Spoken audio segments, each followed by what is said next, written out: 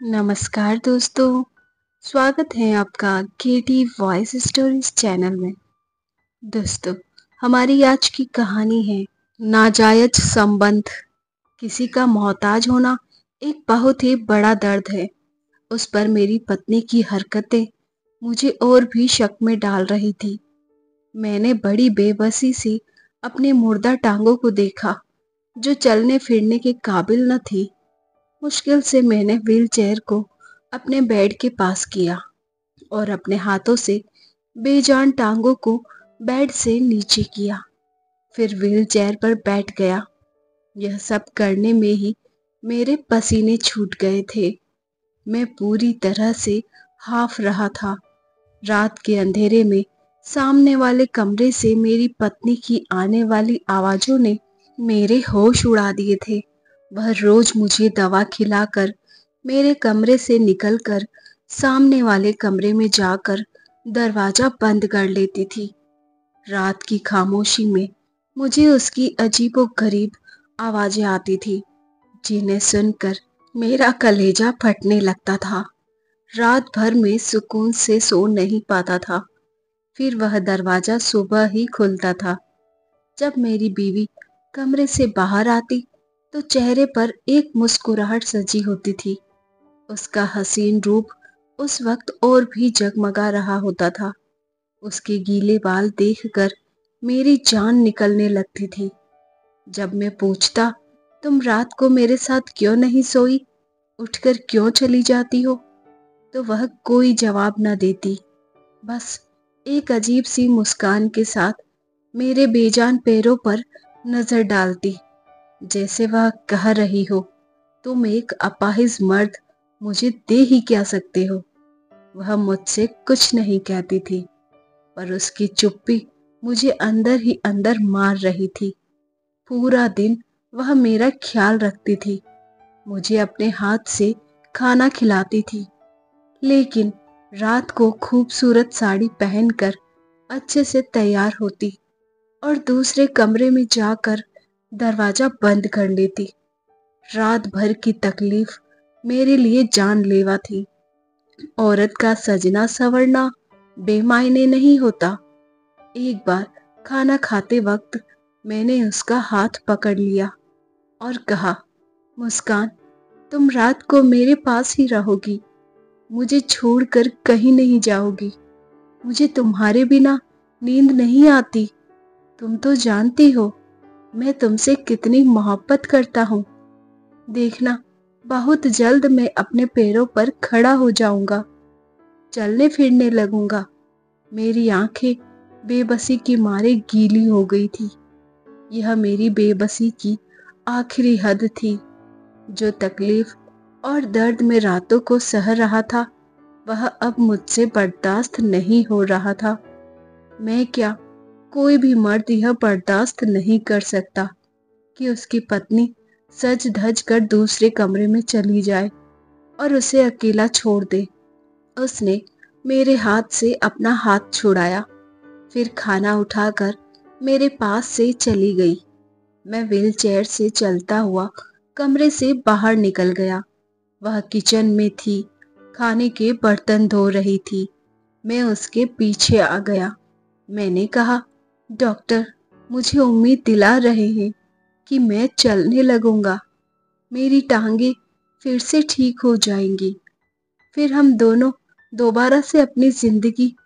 मेरी बात पर एक कांच का गिलास जोर से मुस्कान ने जमीन पर गिरा दिया। वह गुस्से में मेरी व्हीलचेयर पकड़कर मुझे बाहर गैलरी में ले गई। 8वीं मंजिल से नीचे देखते हुए भी डर महसूस हो रहा था। कहने लगी, तुम यूं ही मोहताज और अपाहिज ही अच्छे लगते हो, समझे। अगर तुमने अपने ठीक होने की बात की तो यहां से नीचे फेंक दूंगी। भगवान करे तुम कभी ठीक ना हो, ऐसे ही रहो बेबस और दूसरों के सहारे जिंदगी गुजारो। वह बड़े गुस्से और कहर भरी नजरों से मुझे देख रही थी। उसकी आंखों में इतनी नफरत भरी हुई थी कि एक पल के लिए मैं सहम गया था। गैलरी की दीवारें ज्यादा ऊंची नहीं थी, वह मुझे आगे कर चुकी थी। नीचे का मंजर देखकर मेरी जान निकली जा रही थी। उसकी आंखें उस समय ना जाने किस जज्बे से लाल हो रही थी। वह गुस्से से लंबी लंबी सांसें भर रही थी। फिर मेरी व्हीलचेयर को पीछे कर दिया, मुझे मेरे कमरे में ले आई, मुझे बेड पर सहारा देकर लिटा दिया और दवा खिलाकर मेरे कमरे का दरवाजा पूरा खोलकर सामने वाले कमरे में चली गई। जोर से उस दरवाजे को बंद कर दिया जिस कमरे में वह आजकल रहने लगी थी। उस कमरे का एक दरवाजा बाहर की तरफ भी खुलता था। जिस तरह की आवाजें उसके कमरे से आती थी, वह सुनकर मैं मौत की तरफ जा रहा था। मुझे अपनी बेजान टांगों पर अब गुस्सा आने लगा था। मैंने बेबसी से अपनी टांगों पर मुक्के मारने शुरू कर दिए। अगर मैं ठीक होता तो जान से मार डालता उस आदमी को जिसके साथ मेरी पत्नी हंस हंस कर बातें कर रही थी। उस बंद कमरे में और भी ना जाने क्या क्या कर रहे थे। जब एक मर्द और औरत कमरे में तन्हा होते हैं तो इससे आगे का ख्याल सोचकर ही मेरी रूह कांप जाती थी। लेकिन मैं मजबूर था। एक बार मैंने ठान लिया कि आज उस आदमी को छोड़ूंगा नहीं। इसलिए बड़ी मुश्किल से मैं व्हील चेयर पर बैठा और साइड टेबल से पिस्टल निकाली। फिर कमरे से बाहर निकल गया। सामने कमरे से अभी भी हंसने और बातें करने की आवाजें आ रही थी। मैंने कमरे की होल से झांक कर देखा तो जो मंजर मेरी आंखों ने देखा उससे मेरे होश उड़ गए थे। मैंने गुस्से से दरवाजा पीटना शुरू कर दिया।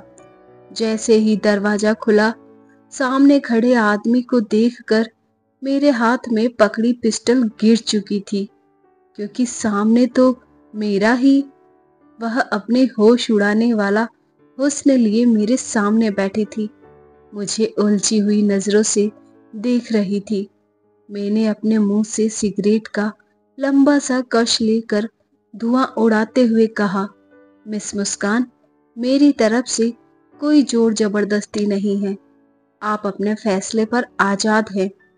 एक तरफ 20 लाख का चेक था और दूसरी तरफ मैरिज पेपर। मैंने अपनी बड़ी सी चेयर पर टेक लगाते हुए उस हसीन लड़की के चेहरे की बेबसी को देखा और मन ही मन मुस्कुराया था। उसकी नजरें कभी 20 लाख के चेक पर जाकर टिक जाती जिसकी उसे इस वक्त बहुत ज्यादा जरूरत थी, तो कभी उन पेपरों पर जिन पर साइन करके वह मेरी पत्नी बन जाती। औरत अगर हसीन हो और ऊपर से बेबस और मजबूर भी हो तो उसकी बेबसी से खेलने में मुझे और भी मजा आता है। इसलिए मैं जिस कदर मुस्कान की बेबसी से मजा उठा सकता था, उठा रहा था। उसकी आंखों में झिलमिलाते आंसू मेरे अंदर अकड़ कर बैठी मेरी आन को बहुत ही सुकून पहुंचा रहे थे। उस लड़की के लिए शायद यह फैसला करना बहुत मुश्किल था। मैंने मुस्कान को दो राहे पर लाकर खड़ा कर दिया था। उसका बाप इस समय अस्पताल के आईसीयू में जिंदगी और मौत की जंग लड़ रहा था और अपने बाप की जिंदगी बचाने के लिए अपनी बड़ी बड़ी आंखों में आंसू लिए वह मेरे सामने बेबस बैठी थी। उस वक्त उसकी गीली गुलाबी आंखें मेरा चैन चुरा रही थी। फिर उसने कांपते हाथों से पेपर पर साइन कर दिए। मेरे चेहरे पर भरपूर मुस्कुराहट छा गई थी। मैं समझा कि मैंने फिर एक नाजुक सी कली को खरीद लिया है। उसे भी 4 दिन अपने कमरे की शोभा बनाऊंगा और फिर किसी फालतू चीज की तरफ फेंक दूंगा। मुस्कान के साथ मेरी शादी पहली शादी थी। इससे पहले जितनी भी लड़कियों का मैंने इस्तेमाल किया था, बिना शादी के ही उनके साथ रातें रंगीन करता था। जब मन भर जाता तो उन्हें छोड़ देता था, लेकिन मुस्कान से शादी मुस्कान की शर्त थी। जब उसने मेरी शर्त मानी तो मजबूरी में मैंने भी उसकी शर्त मान ली थी। मेरे लिए औरत शायद इतनी ही अहम थी कि जिसके साथ कुछ दिन या कुछ महीने गुजार सकूं, मगर मैं नहीं जानता था कि मुस्कान किस आफत का नाम है। वह कोई आम लड़की ना थी, बहुत बड़ी बला थी। हाँ, वह एक बला ही थी जो मुझे निगल गई। मैंने बड़ी खुशी से मुस्कान के साइन किए हुए शादी के पेपर्स उठाए और अपना भी साइन कर दिया। मेरे ऑफिस के कमरे में तीसरी कुर्सी पर वकील भी बैठा हुआ था। उन्होंने बाकी की कार्यवाही पूरी की थी। अब वह हसीन लड़की मुस्कान शर्मा से मुस्कान चोपड़ा बन गई थी।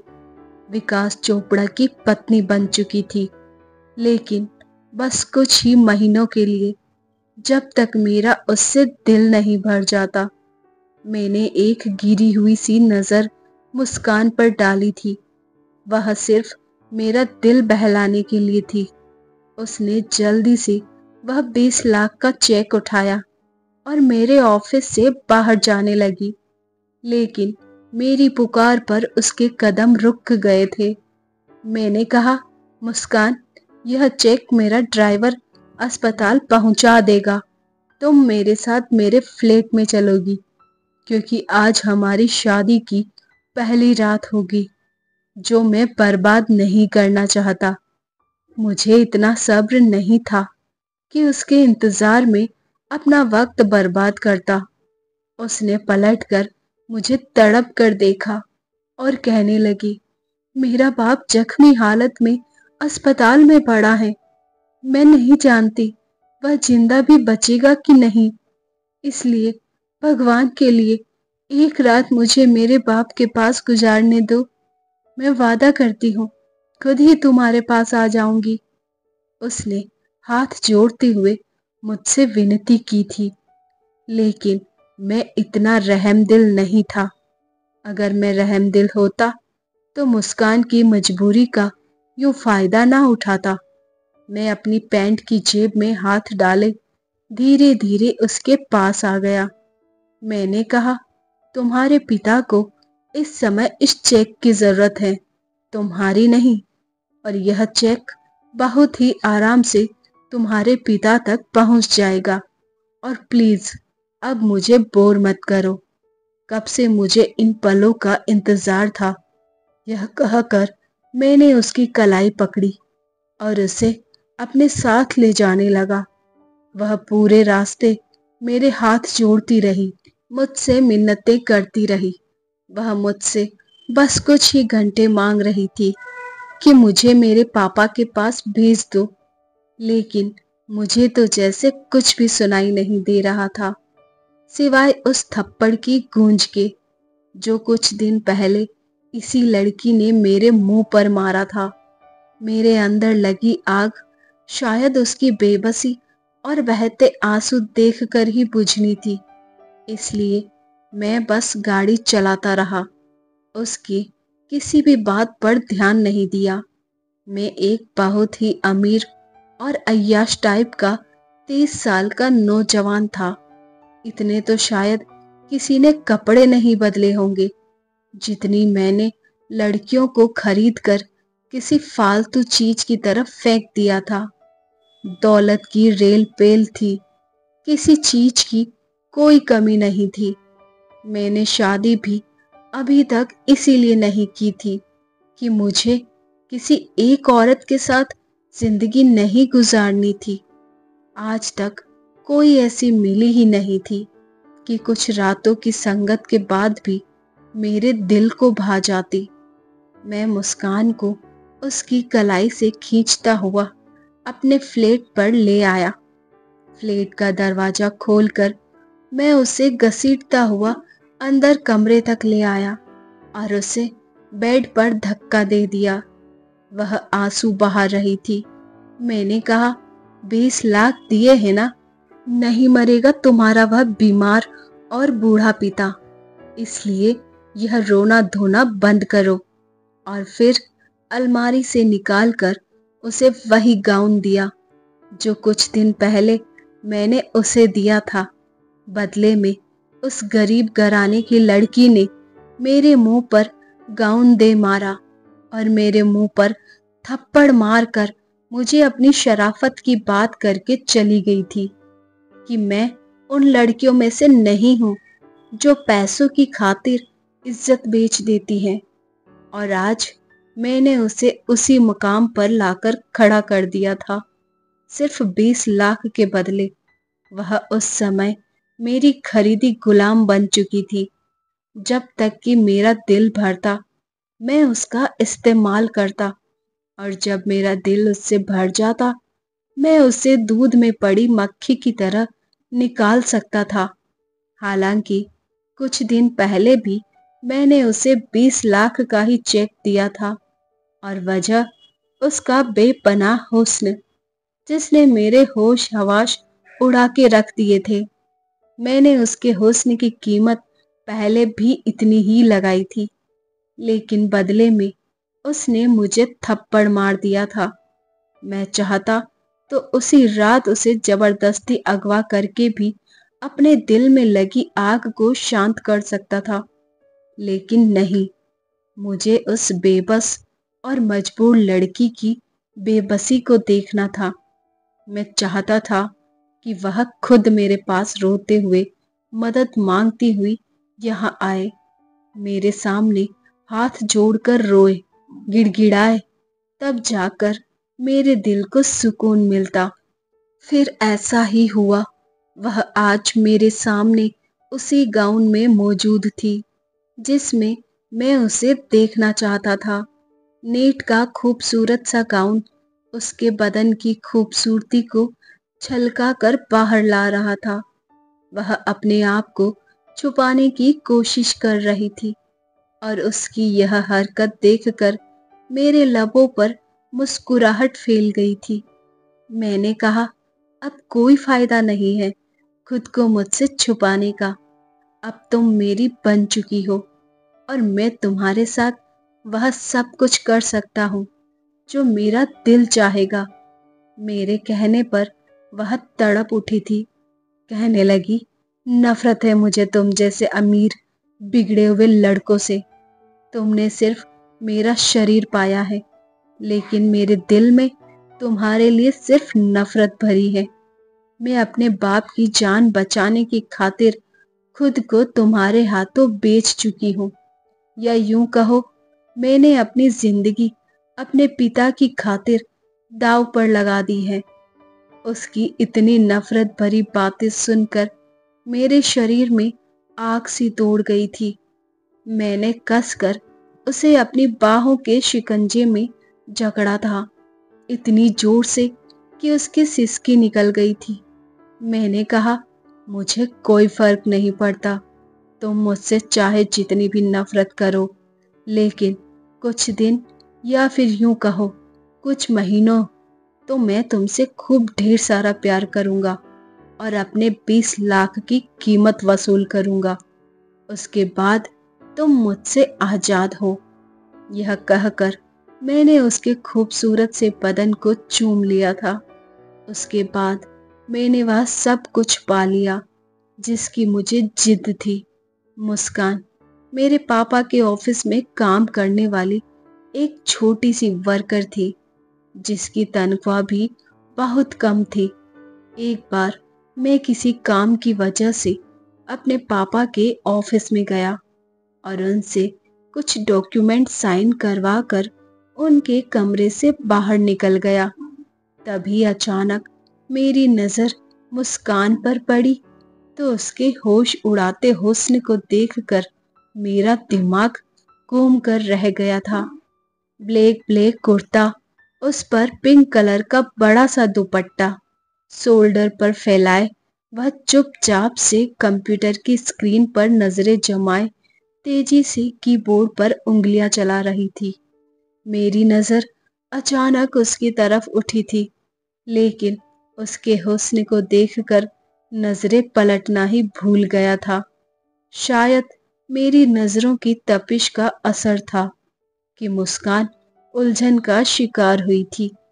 औरतें खुद पर उठने वाली हर नजर को पहचान जाती हैं और यह सिक्स्थ सेंस तो उनमें नेचुरल होता है। शायद इसीलिए मुस्कान ने मुझे बड़ी नापसंदीदा नजरों से घूरा था। मेरी मुस्कुराहट और भी गहरी हुई थी। मैं किसी काम से पापा के ऑफिस में आया था, लेकिन मुस्कान की खूबसूरती ने मुझे मजबूर कर दिया था कि मैं वापस पापा के केबिन में जाऊं। मैंने उनसे मुस्कान के बारे में पूछा तो वह कहने लगे कि वह कुछ ही महीने पहले हमारे ऑफिस में काम कर रही हैं। बहुत ही अच्छी और मेहनती लड़की हैं। मैंने कहा, मुझे भी एक ऐसी ही लड़की की ज़रूरत है। अगर आप मुस्कान से कहे कि वह मेरे ऑफिस में काम कर ले तो मेरी मुश्किल आसान हो जाएगी। मेरे पापा को भला क्या ऐतराज हो सकता था, और वैसे भी पापा मेरी किसी बात को टाल नहीं सकते थे। मैं उनकी इकलौती औलाद था। बस पापा को मेरी एक ही बात से प्रॉब्लम रहती थी कि मैं जिंदगी में मैच्योर कब होऊंगा। आए दिन लड़कियों से मेरी दोस्ती पर भी पापा सवाल उठाते रहते थे। मेरी माँ भी चाहती थी कि अब मैं शादी करके सेटल हो जाऊं, लेकिन मैं शादी के झंझट में पड़ना नहीं चाहता था। मैं आज़ादी से खुलकर अपनी जिंदगी को एंजॉय करना चाहता था। मैंने अपना एक अलग से फ्लैट ले रखा था। ज्यादातर मैं अपने इसी फ्लैट में रहता और लड़कियों को भी वही ले जाता था। मम्मी पापा के साथ बहुत कम रहता था। यूं मुस्कान को मेरे ऑफिस में शिफ्ट कर दिया गया।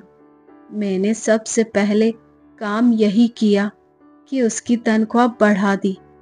वह खुश हो गई थी, लेकिन अब तक उसे मेरे इरादों की खबर तक नहीं थी। उसे काम करते कुछ हफ्ते गुजर गए थे।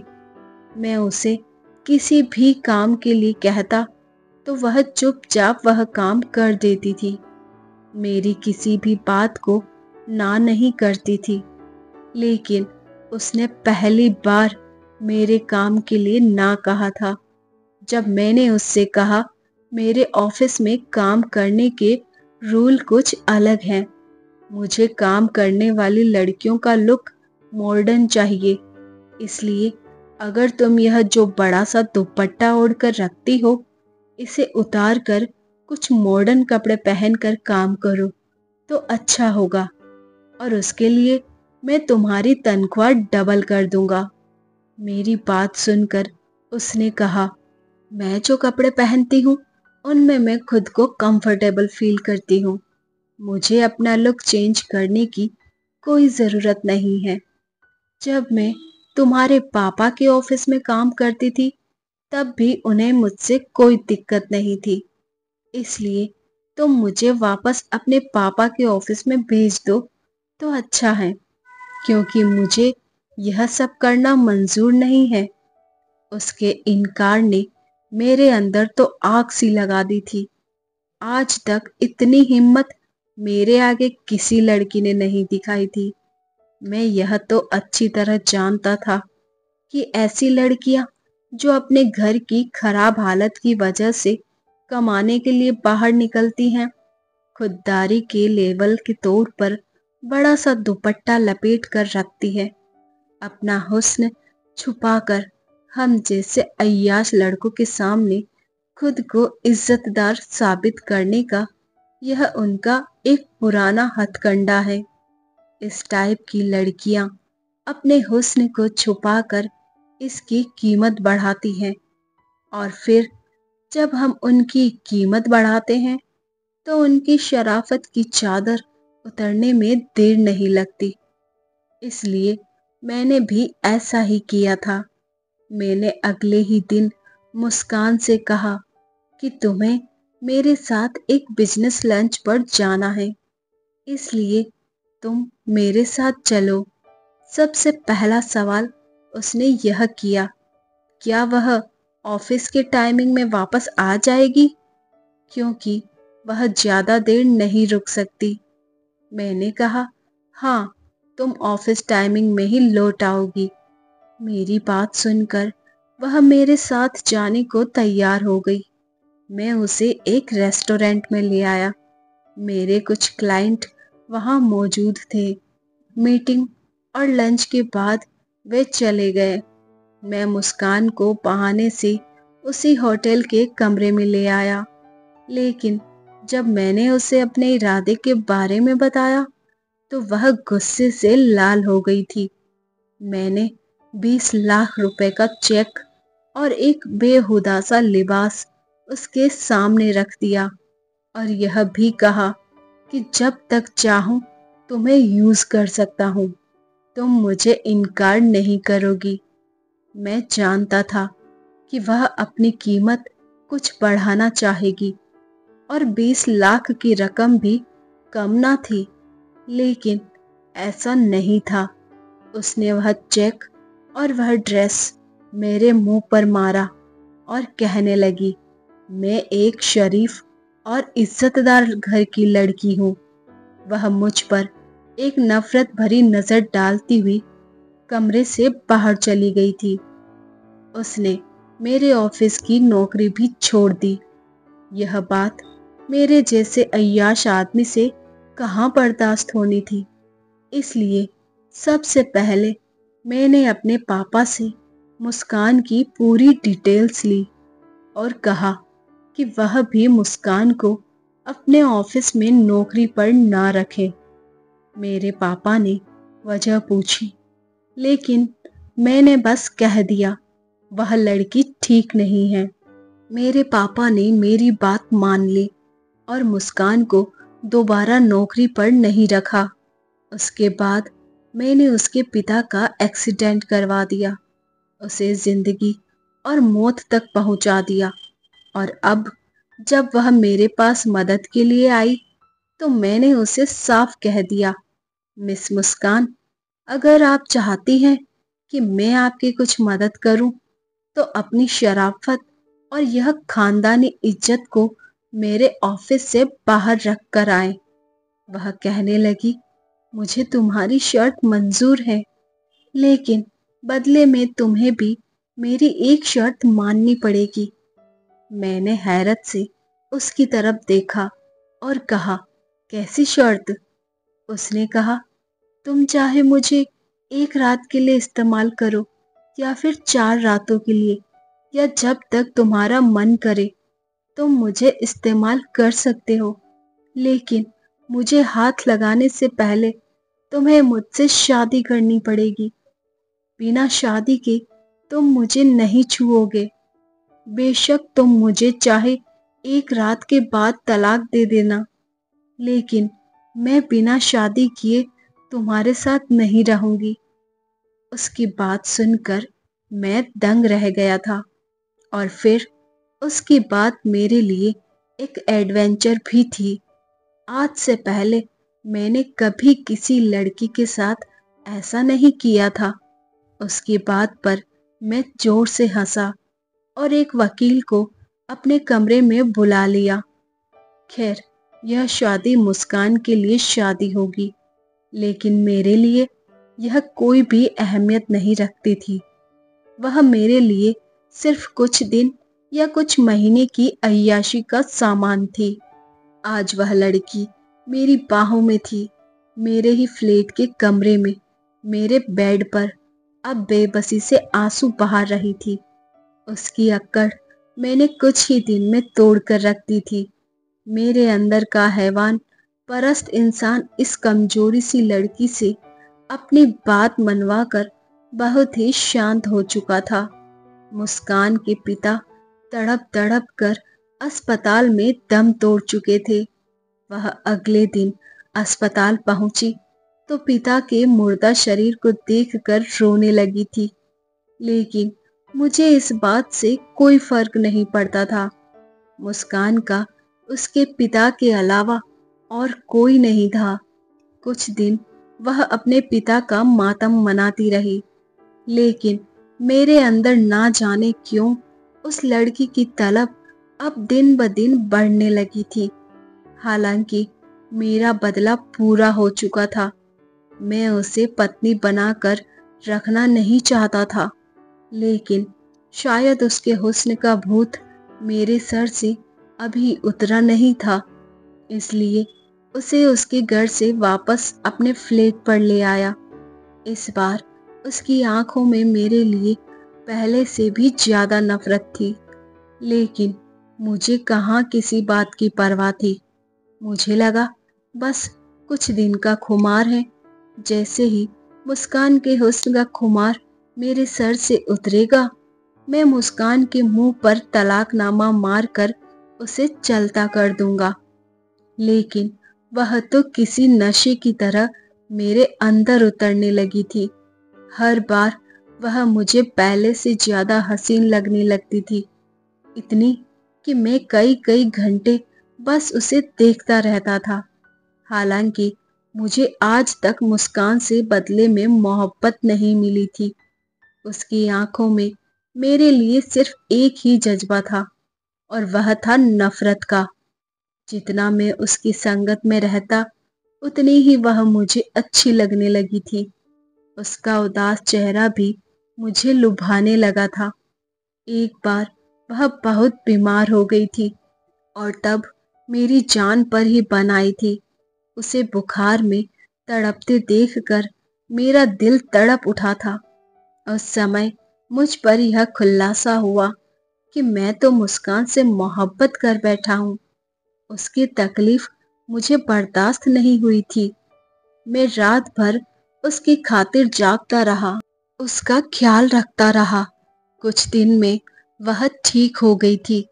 6 महीने गुजर चुके थे, लेकिन अब भी वह मेरी पत्नी थी। एक बार उसने मुझसे खुद ही पूछ लिया, तुम मुझे तलाक कब दोगे? क्योंकि यह तो मैं उसे पहले ही बता चुका था कि मैं उसके साथ कुछ दिन या फिर कुछ महीने ही रहूंगा।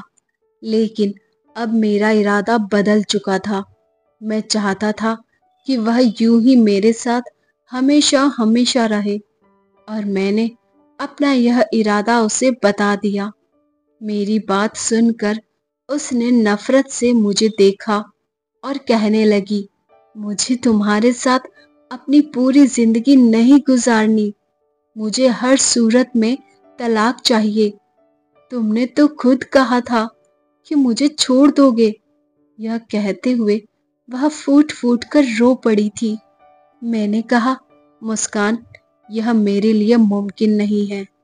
पता नहीं कब तुमसे दिल लगी करते करते तुमसे दिल लगा बैठा हूँ, इसलिए अब तुम्हें छोड़ नहीं सकता। मैं तुमसे मोहब्बत कर बैठा हूँ। अब तुम्हारे बगैर जीने के बारे में सोच भी नहीं सकता। प्लीज मुस्कान, जो हुआ उसे भूल जाओ, और तुम भी मेरी मोहब्बत को स्वीकार कर लो। तुम जैसे यहाँ रह रही हो वैसे ही रहो। लेकिन वह मुझसे लड़ने लगी थी, कहने लगी, मुझे छोड़ दो। उसकी हालत दीवानों जैसी होने लगी थी। वह मेरे पैरों पर गिरकर बुरी तरह से हाथ जोड़कर कह रही थी, मुझे छोड़ दो, मैं तुम्हारे साथ नहीं रहना चाहती। मैंने बहुत चाहा कि उसे समझाऊं, लेकिन वह समझना नहीं चाह रही थी। मजबूरन मुझे उसे थप्पड़ मारना पड़ा। मैंने कहा, आज के बाद मुझे यह बात मत कहना। तुम यूं ही मेरे साथ पूरी जिंदगी रहोगी, समझी? मैं यह कहकर ऑफिस के लिए घर से निकल गया। मुस्कान पर जो पागलपन का दौरा पड़ा था, उसे हटाने के लिए मुझे उसे थप्पड़ मारना पड़ा था। लेकिन अब मुझे बहुत अफसोस हो रहा था कि मैंने मुस्कान पर हाथ कैसे उठाया। उस दिन मैं टेंशन में कार भी बहुत तेज चला रहा था, और इसका नतीजा यह निकला कि सामने आने वाली गाड़ी से अचानक मेरी टक्कर हो गई।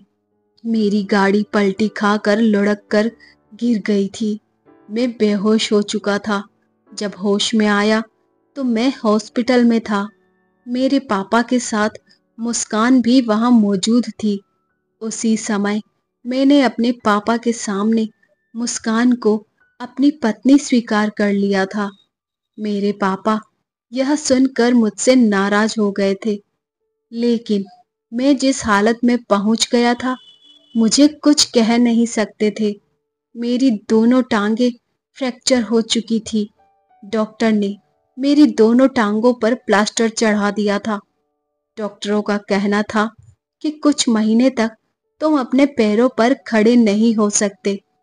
एक हफ्ते तक अस्पताल में रहने के बाद अपने माँ बाप के घर के बजाय मैं मुस्कान के साथ फ्लैट में चला गया। वह मेरा ख्याल रख ही रही थी। उसका रवैया भी बदल चुका था, लेकिन मुझे रात को दवा देने के बाद वह मेरे कमरे से बाहर निकल जाती थी। फिर पूरी रात वह कमरे में नहीं आती थी। मैं उस समय इस कदर मोहताज हो चुका था कि खुद से बेड से उठ भी नहीं सकता था। मेरे कमरे का दरवाजा खुला हुआ था। वह सामने वाले कमरे में थी, लेकिन उसके कमरे का दरवाजा बंद था। रात की खामोशी में मुझे सामने वाले कमरे से सिसकियों की आवाजें आ रही थी। उस समय मेरा जी बेहद घबराने लगा था। शायद यह मेरा वहम है, लेकिन यह वहम नहीं था, क्योंकि अब मुझे रोज ही ऐसी अजीबोगरीब आवाजें आने लगी थी, जो मेरे लिए बहुत ही दर्द का कारण बनती थी। मेरे ऑफिस के काम के सिलसिले में मुस्कान ही मुझे फाइल साइन करने के लिए देती थी। मेरे ऑफिस का मैनेजर रोज आता था। जो भी जरूरी काम होता, मैं उससे घर पर ही डिस्कस करता था और फिर वह चला जाता था। वह काफी जिम्मेदार और शरीफ लड़का था। अपने काम से काम रखता था। मैं सोच भी नहीं सकता था कि आज वही मेरी पत्नी के कमरे से बाहर निकलेगा। मैंने कहा, तुम? वह कहने लगा, हाँ मैं। आज वह मेरी आंखों में आंखें डाले मुझे देख रहा था। मुस्कान भी उसके साथ खड़ी थी। उसने कुछ फाइलें मेरे सामने रख दी और कहने लगी, तुम्हारी सारी जायदाद मैंने अपने नाम कर ली है, और अगर तुमने मुझे तलाक दिया तो मैं तुम्हें जान से मारने में भी पीछे नहीं हटूंगी। मैं उसे देख रहा था। मैंने कहा, मुस्कान, मुझे तुमसे मोहब्बत हो गई थी। मुझे तुम्हारी शराफत पर विश्वास था। मैं कुछ भी सोच सकता था, लेकिन तुम्हारे बारे में यह नहीं सोच सकता था कि तुम किसी के साथ नाजायज रिश्ता बनाओगी, क्योंकि नाजायज रिश्ता तो मैं भी तुमसे बनाना चाहता था और बदले में तुम्हें लाखों देना चाहता था। लेकिन तुमने अपनी शराफत को, अपनी इज्जत को अहमियत दी थी। तो फिर आज क्यों गैर मर्द के साथ मुझे अपनी जायदाद के छिन जाने का अफसोस नहीं है, बस तुम्हारे बदल जाने का दुख है। बेहतर है कि तुम मेरी जान ले लो, लेकिन मैं तुम्हें तलाक नहीं दे सकता। तुमसे जुदा होकर भी तो मैं मर ही जाऊंगा। इससे अच्छा है कि तुम्हारे नाम के साथ ही इस दुनिया से चला जाऊं। मैंने जमीन पर गिरी पिस्टल हाथ में ली और कांपते हाथों से मुस्कान को थमा दी। मुस्कान ने पिस्टल हाथ में ले ली थी, लेकिन अगले ही पल वह रोने लगी थी। वह मैनेजर कहने लगा, मुस्कान मेरी बहन है। मैं दुबई में नौकरी करने गया था, लेकिन वहां मुझे किसी ने झूठे इल्जाम में जेल भेज दिया था। लेकिन जब मैं वहां से छूटकर वापस आया तो मुस्कान ने मुझे सारी कहानी सुनाई थी और मुझे बहुत दुख हुआ था। तुमने मेरे पिता के साथ जो भी किया, मैंने और मुस्कान ने उसका बदला लिया है। इसलिए मैंने तुम्हारे ऑफिस में नौकरी की, तुम्हारा भरोसा जीता, फिर तुम्हारा एक्सीडेंट करवाया और उसके बाद तुम्हें तकलीफ देने के लिए ड्रामा रचाया। यह सुनकर मैं खुद शर्मिंदा होकर रह गया था। मैंने मुस्कान से अपने हर गलत रवैये के लिए माफी मांग ली थी। औरत की सहनशीलता मर्द से कहीं ज्यादा होती है। उसने मुझे माफ कर दिया था। मैं व्हीलचेयर पर बैठा हुआ था, वह मेरे घुटनों पर सर रख कर बैठ गई। मुस्कान का मोहब्बत भरा स्पर्श पाकर आज पहली बार मेरे अंदर तक सुकून उतर गया था। तो दोस्तों, ये थी हमारी आज की कहानी। आई होप आपको पसंद आई होगी। ऐसी ही और कहानियों के लिए बने रहिए हमारे साथ, अपना प्यार सपोर्ट दीजिए, चैनल को सब्सक्राइब कीजिए। Thank you.